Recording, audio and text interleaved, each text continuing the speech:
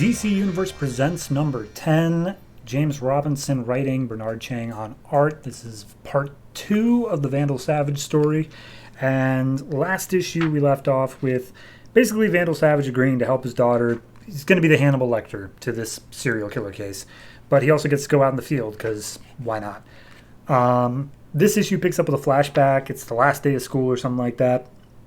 And we got this little girl just happily putting a stick against the fence and just walking home, having a grand old time on her own. And then she gets into the house and sees her mother looking super sad at the TV. And it turns out that her father, Vandal Savage, this is Cassidy, has murdered a lot of people.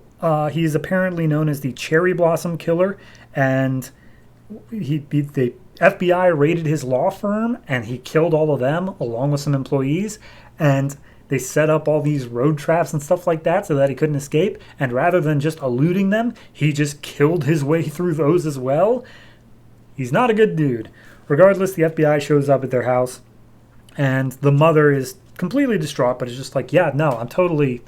You guys take whatever you need. Screw my husband. How dare he put us in this situation?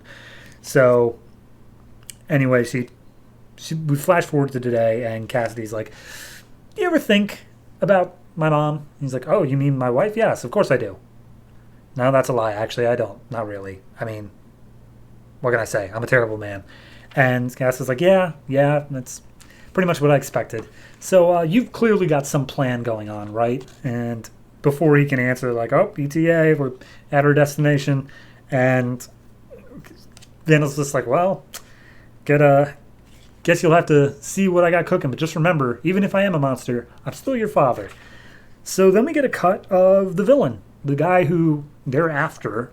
It's this super tall dude with like talon-like hands, white hair. And he's like, oh, don't be upset. You have a role of honor tonight. And this you should be happy. It will all be over soon. As this girl is just crying and crying. So then Vandal, Savage, and his daughter get off the helicopter. And they walk over to the crime scene.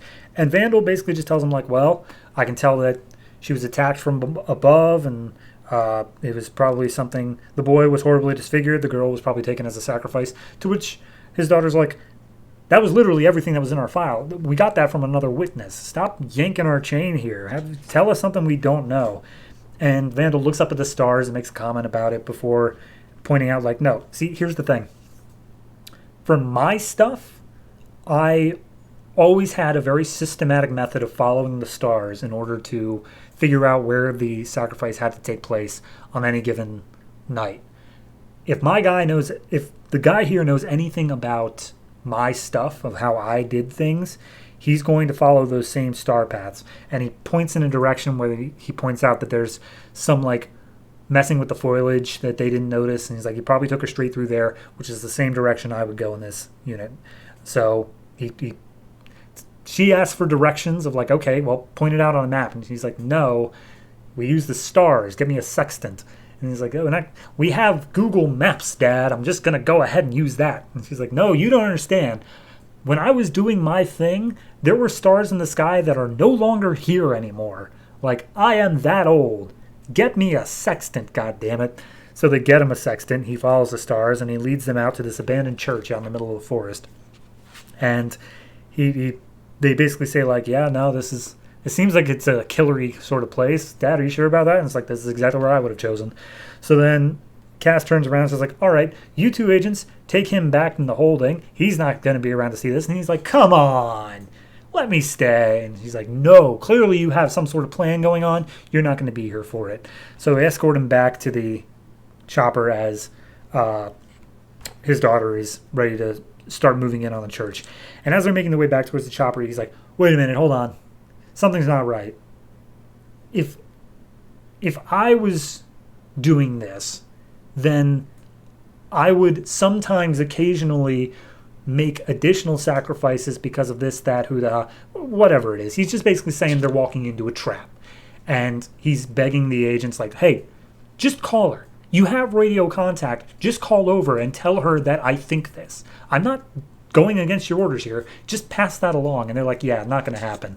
So then he immediately, like, beats up one of them and like smashes their head, and then a whole fight scene breaks out. Meanwhile, we see the other agents over the course of his whole narration of figuring this out. His daughter also comes to the exact same conclusion. This is like, wait a minute, something's not right here. Everybody pull out. But before they can, this man, talons for hand, just goes around and starts basically lopping off heads. And this fight scene coincides with Vandal's fight scene at the same time, where it's just full on like head chopping off and bodies being brought into the underbrush. She turns around and is ready to fire a shot, but then he gets the upper hand on her. Of course, not killing her. But then we see Vandal this entire time he's been fighting. He's actually been, like, the chopper's taken off. It's up in the sky. So he opens up the drop chute and he just jumps out of it. And he manages to get his cuffs off thanks to a key around the neck of one of the agents that he took. And as he does so, he's like, haha, I'm free, finally free. And we then see that the villain has Vandal Savage's daughter in captivity. And he's like, that's fantastic. I'm so happy to have this. And that's where the issue leaves off. It sounded really disjointed, but it honestly flowed pretty well there. My only issue that I had was the opening stuff, where it's just like, yeah, no, they're just talking about whether or not Vandal Savage has a plan, and like, clearly there's some sort of underhanded thing he's trying to do here, but like, they keep on playing it as like, ooh, what's it going to be? And fine, if you want to have that as a mystery, have that as a mystery. I have no problem with that at all. But it's like, we get it.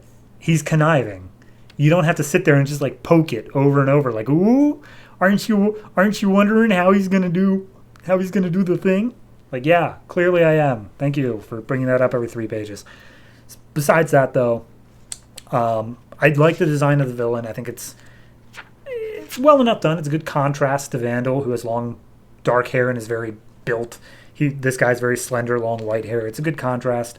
I like his escape scene from the helicopter. It's just got a good sense of motion to it, and like how high he really is coming off the thing. Also, I think this is the first instance where we do have direct, like, yes, he is definitely immortal because he just survived this fall. So, no, it's a solid issue. I have a few tiny little gripes with it, but for the most part, it's a solid read. I did like the intro part of here's the reveal of her finding out. Oh, and by the way, when the FBI did finally confront them at their homes, he killed all of them too. And may as well has killed his wife, but didn't actually. So, yeah, no, it's solid. I'm going to go ahead and give it a 7.5. I'm enjoying it so far. This definitely felt like the part where, okay, we're diverging from the Silence of the Lambs and we're going into our own story. And I'm curious to see how that turns out. I don't know how many issues the Vandal Savage story actually is. I think it's like 4, maybe 5. So we'll see how quickly they wrap it up. But it is interesting so far.